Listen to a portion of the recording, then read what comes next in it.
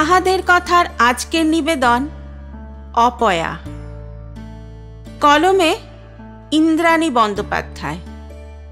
গল্প পাঠে আমি কাকলি। সহযোগিতায় নীল। নির্দেশনায় অনির্বাণ।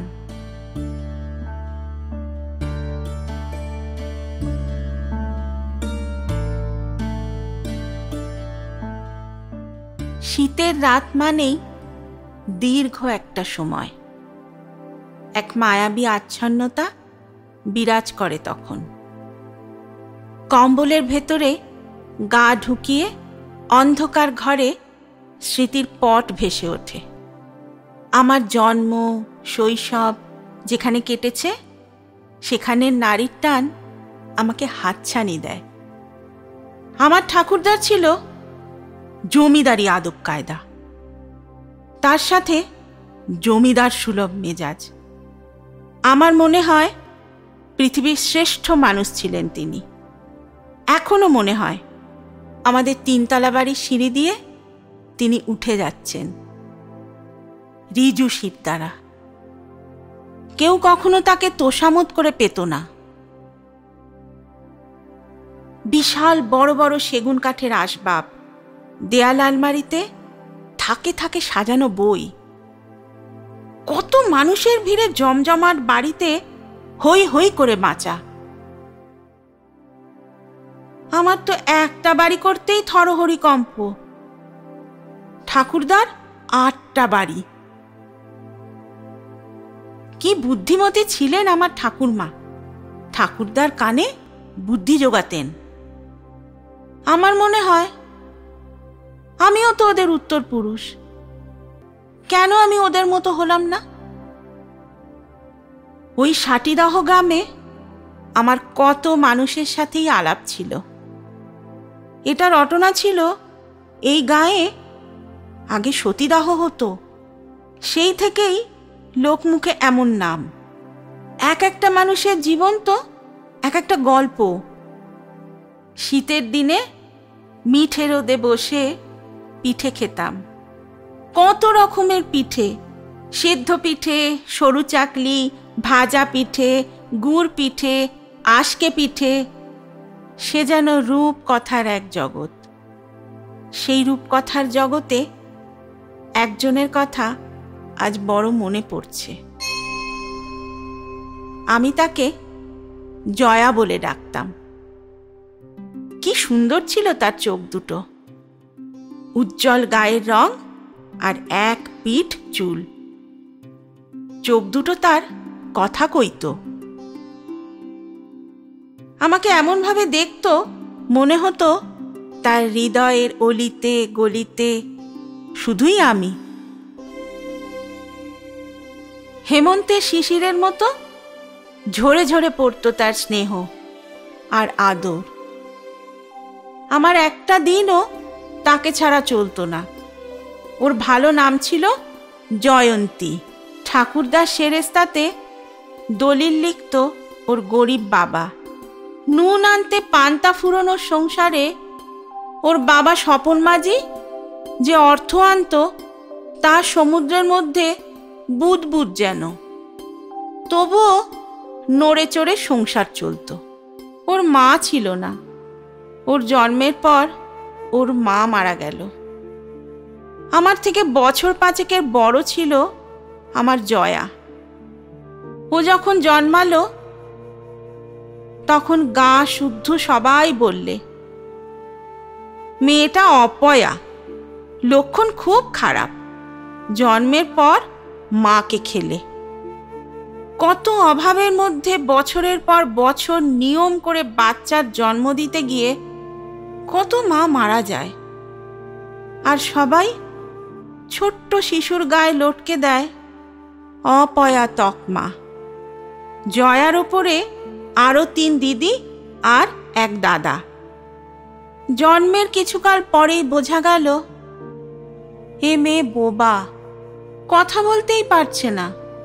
পাড়াগাঁয়ের ডাক্তার যে রোগ নির্ণয় করতে গিয়ে হাতড়ে মরে, সে নিদেন হাঁকলে।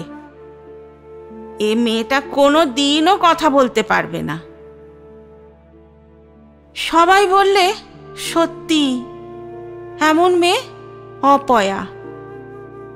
আমাদের দোতলার জানলা দিয়ে দিগন্ত বিস্তৃত মাঠ আর প্রান্তর আমাকে আহ্বান করত। মুখ প্রকৃতির অপার রহস্য, সেই অধরাকে ধরবার শক্তি কারণ নেই। এক এক সময় এক এক রূপ। শীতকাল এলে যখন রোদ হাওয়ার খুনসুটি চলত, তখন আর একজন আমার সাথে খুনসুটি করত।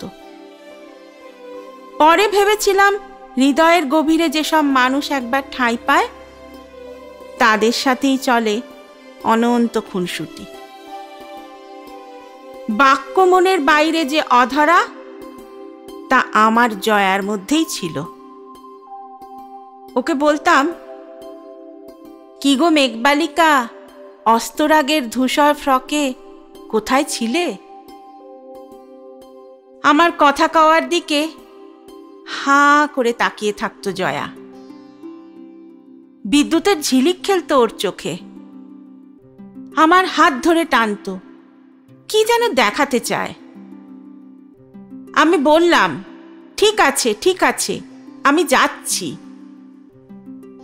গিয়ে যা দেখলাম তাতে আমার চক্ষু চড়ক গাছ। বললাম, ইস কি নোংরা, কি করিস এসব? মাটি খুঁড়ে এত কেঁচো বার করেছে জয়া, একটা নারকেল মালায় রেখেছে, কিলবিল করছে ওগুলো। আমি ওর কাণ্ড দেখেই চলেছি। ছুটলো বাড়ির দিকে, নিয়ে এলো একটা ছিপ। নিজেই বানিয়েছে মনে হলো। বাঁশ বাগান থেকে কঞ্চি কেটে তাতে বড়শি লাগিয়েছে। বড়শিতে গাঁথলো কেঁচোর দেহ, আর তারপর পাশের পুকুরে যেই ফেলা, অমনি বড় বড় পুঁটি মাছ পড়তে লাগলো। আমি বললাম, জয়া, এগুলো রামপুঁটি। ও কি বুঝলো, খিলখিল করে হাসতে লাগলো। কি দারুণ বড় বড়! মাছ ধরে বাড়িতে নিয়ে গেল জয়া। সন্ধ্যের সময় পড়তে বসবো আমি, হঠাৎই দেখি গরম গরম পুঁটি মাছ ভাজা এনেছে জয়া। মুখে এক মুখ হাসির সাথে আলতো করে ঘাড় নাড়ছে, বলতে চাইছে, তুই খা। ছেলেবেলার সেই মুহূর্তগুলো আমাকে শিখিয়ে দিয়েছে মানুষকে কেমন করে কাছে টানতে হয়, মনের মানুষকে আগলে রাখতে হয়। বাড়ির সব বাধা উপেক্ষা করে আমি মাঝে মাঝেই চলে যেতাম ওদের কাছে। ওদের মলিন কাঁথার মাঝে জীবনের যে স্বাদ, তা অন্য কোথাও নেই। আমার রূপকথার দেশের কল্পনার রাজকুমারী আমার জয়া। ওর বড় দিদি বিরাট একটা শানকিতে আলু মাখছে। ঘরদোর নিকোনো ঝকঝকে, আর মনে হতো ওদের বাড়িতে আমার কত কদর। নিজেকে ভীষণ দামি মনে হতো। সেবার বর্ষাকাল এলো যেন বানের বার্তা নিয়ে। কত দিন ধরে নাগারে বৃষ্টি, দামোদর ক্ষেপে উঠেছে। নিকাশি খাল জলে টই টুম্বুর। ঘরের মধ্যেই চলছে সঙ্গীত চর্চা। আমরা ভাই বোনেরা বারান্দার বিরাট খোলা জায়গায় মঞ্চ সাজিয়েছি। হয়তো বর্ষা মঙ্গলের একটা চেষ্টা। যে যেমন পারছি নাচছি গাইছি।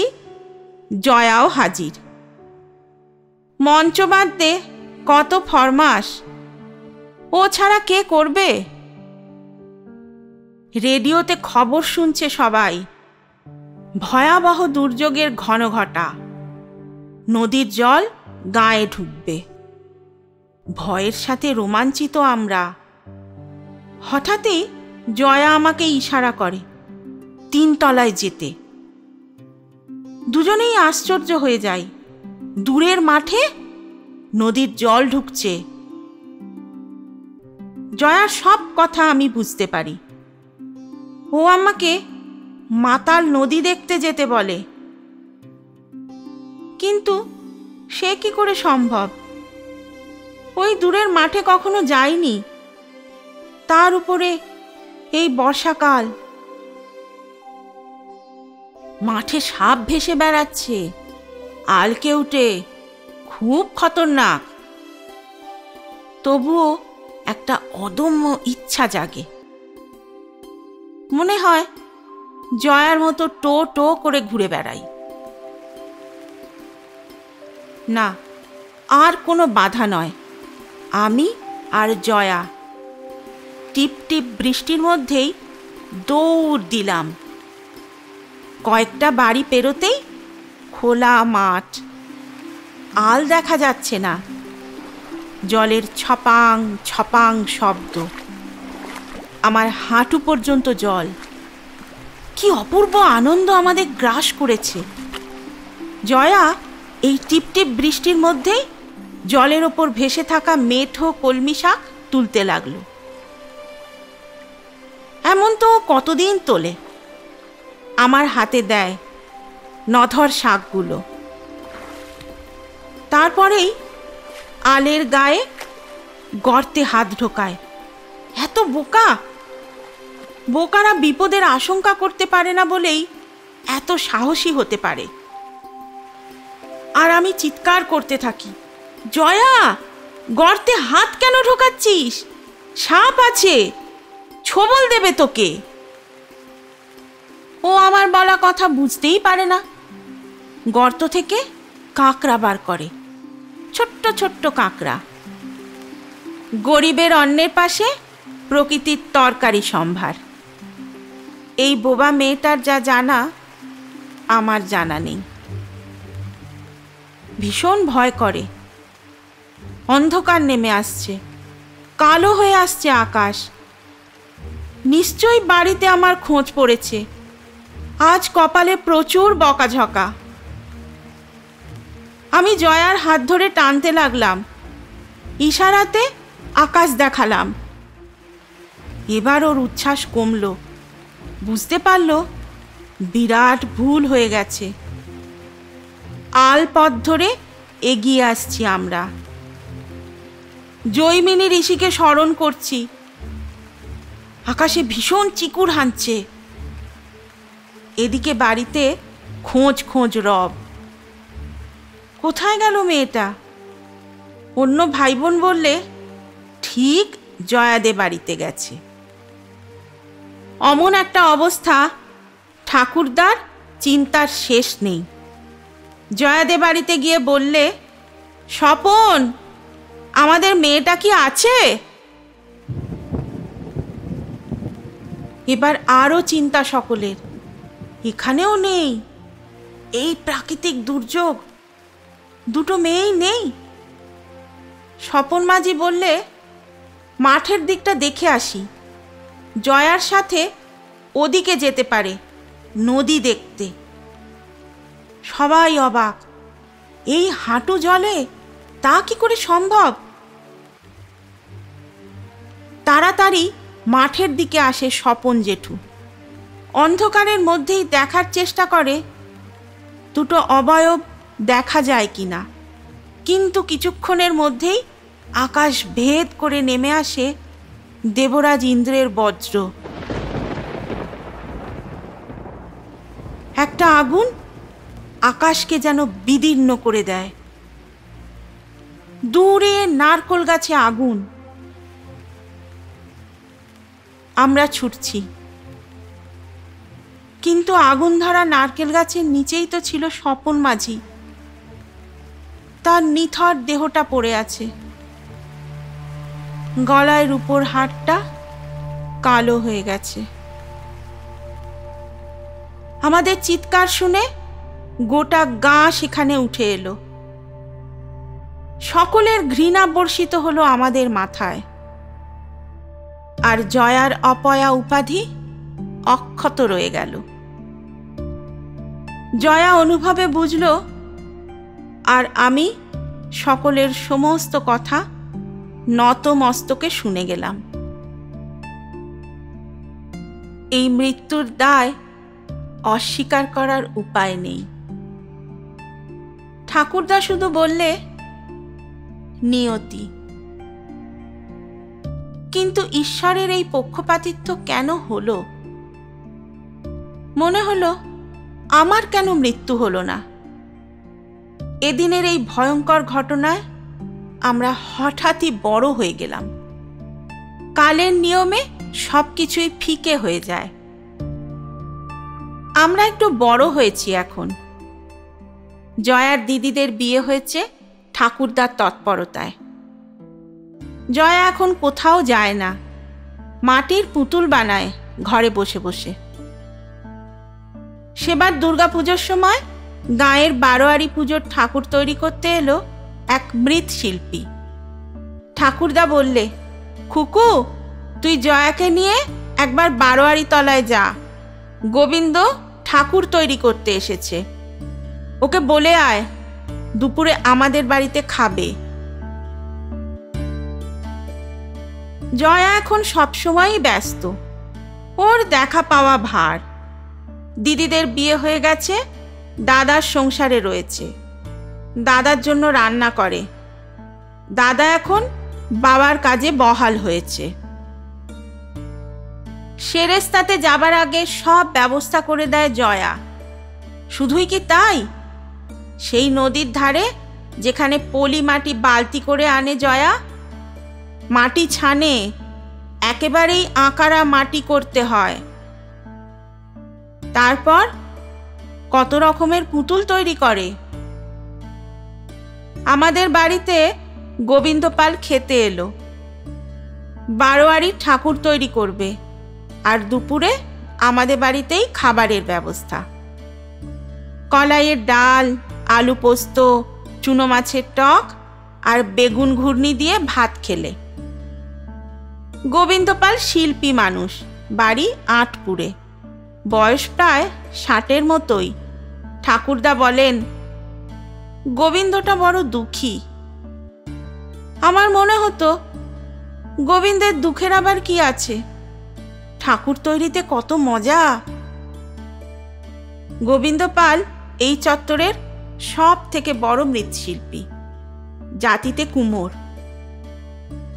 বাড়িতে ওর ছিল বিরাট কারখানা, মাটির বাসন কোসন থেকে শুরু করে ঠাকুর তৈরি সব হতো সেই কারখানায়।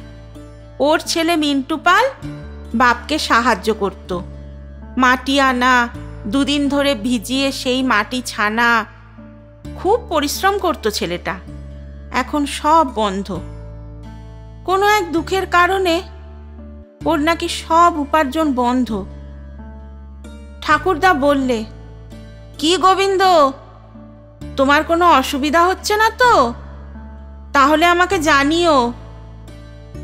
গোবিন্দ হাসলে, বললে, পলি মাটির একটু দরকার পড়ছিল, যদি জোগাড় করা যেত তবে এঁটেল মাটির সাথে মেশাতাম।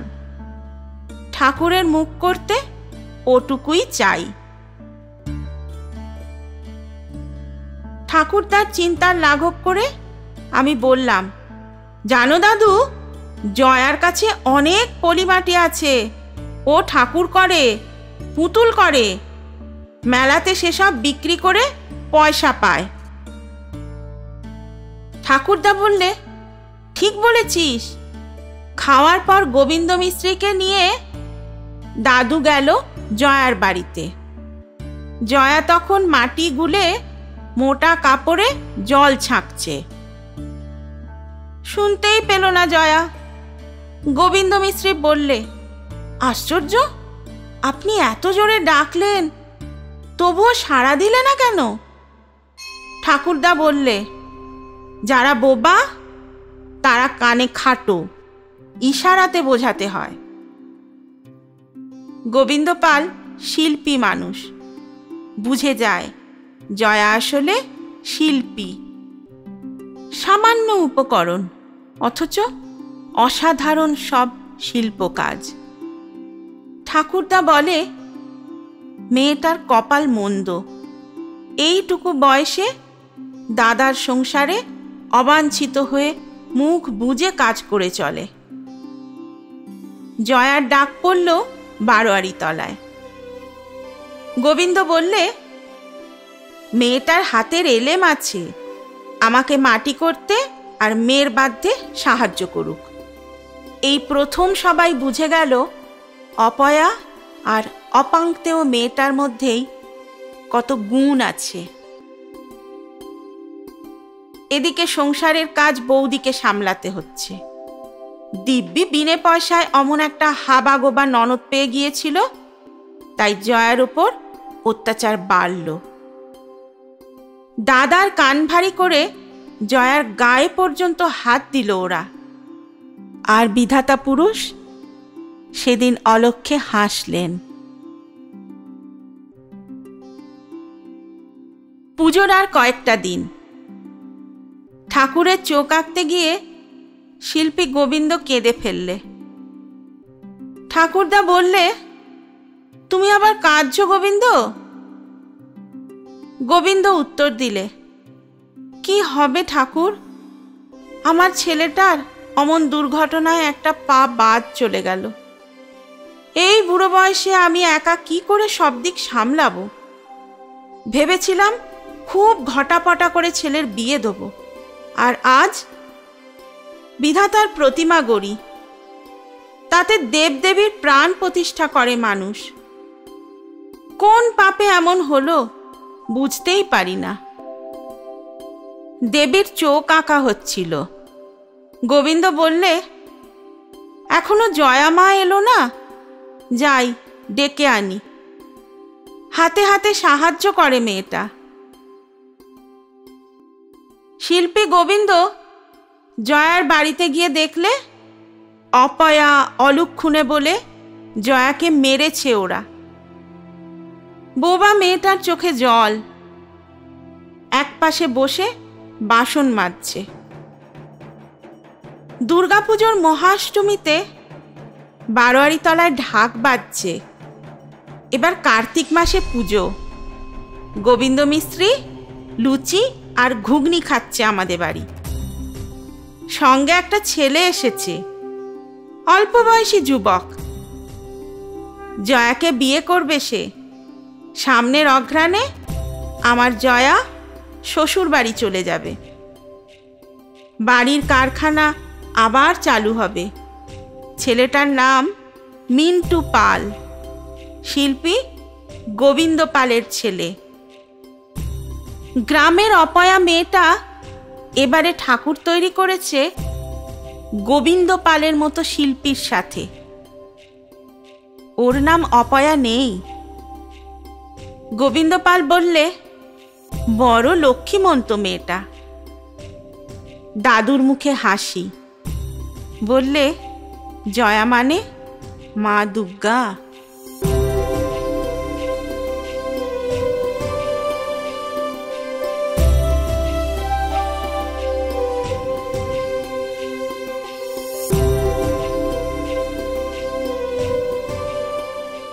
শুনলেন অপয়া, কলমে ইন্দ্রাণী বন্দ্যোপাধ্যায়। গল্পটা ভালো লেগে থাকলে লাইক এবং শেয়ার করবেন, এবং আরও নতুন গল্প শোনার জন্য সাবস্ক্রাইব করতে ভুলবেন না আমাদের ইউটিউব চ্যানেল তাহাদের কথা। আগামী সপ্তাহে আরও একটা নতুন গল্প নিয়ে হাজির হব আমি, কাকলি। শুনতে থাকুন তাহাদের কথা।